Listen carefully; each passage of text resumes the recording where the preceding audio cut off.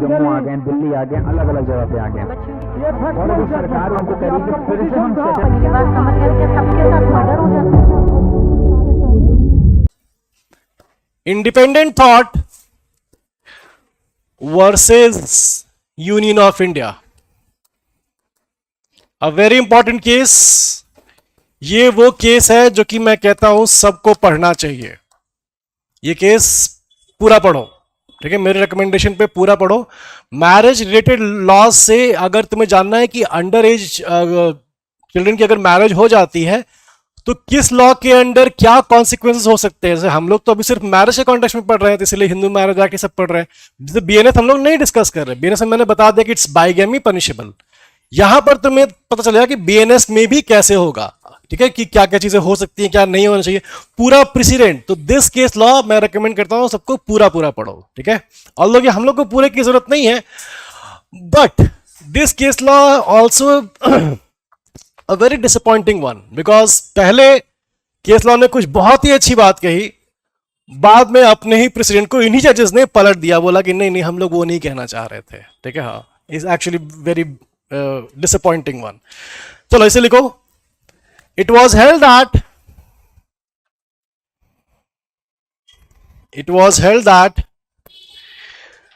Prohibition of Child Marriages Act, या PCMA, it was held that Prohibition of Child Marriages Act being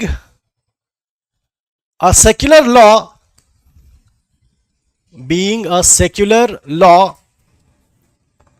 will always override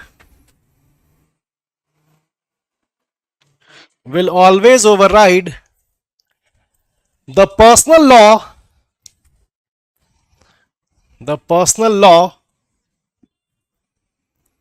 of any community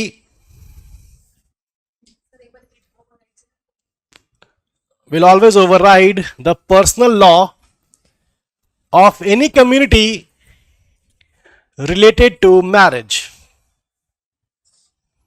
So a very good interpretation, which is, याद रखना तुम लोग भी, as a general rule secular law prevails over the personal law। पढ़ा होगा तुम लोगों ने पहले भी।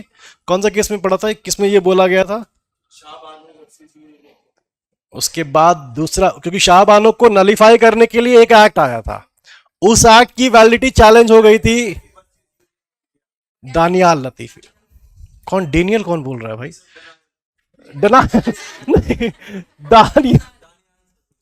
Daniyal Latifi. Okay, secular law always prevails over the personal law. This should have been, याद रखना ये बहुत अच्छी चीज कही कि secular law must prevail over the personal law. But आगे देखिए, स्टार मार्क करके नीचे लिख लो। इन 2019 the Supreme Court declared this case as an obiter dicta.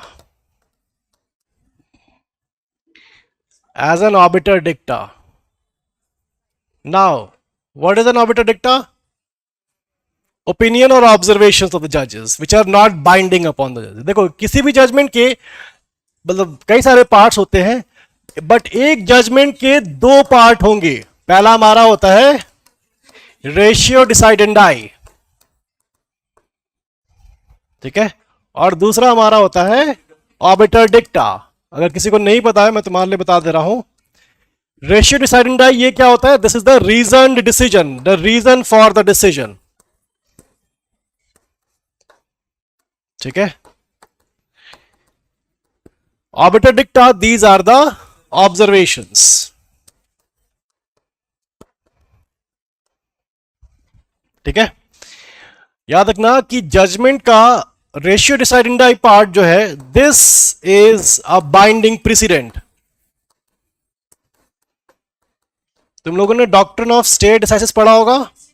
That is only for ratio decidendi, not for the obiter. Obiter जो है वो precedent नहीं माना जाता, that they are merely observations, ठीक है। दिस इज नॉट प्रेसिडेंट, मतलब not binding upon the courts और anyone else, that's merely an observation. So supreme court ने पहले तो हेल्ड किया, हेल्ड वाला पार्ट याद रखना, अगर बैराक में भी या कहीं भी किसी भी बुक में अगर पढ़ते हो ना तो 2-3 वर्ड्स पे ध्यान रखना। पहला, द सुप्रीम कोर्ट हेल्ड, अगर हेल्ड वर्ड यूज्ड है तो वो क्या है, रेशियो है। और अगर इट वॉज ऑब्जर्व्ड, अगर किया गया है तो वो क्या है, that is an orbiter dicta. ठीक है, सो याद रखना कि सुप्रीम कोर्ट ने बहुत अच्छी इंटरप्रिटेशन दे करके और फिर बाद में अपनी इंटरप्रिटेशन को रिवर्स कर दिया था। ठीक है, पहले बोला कि रेशियो है, बाद में बोल दिया कि it is merely an obiter dicta. ठीक है, Subscribe for more content.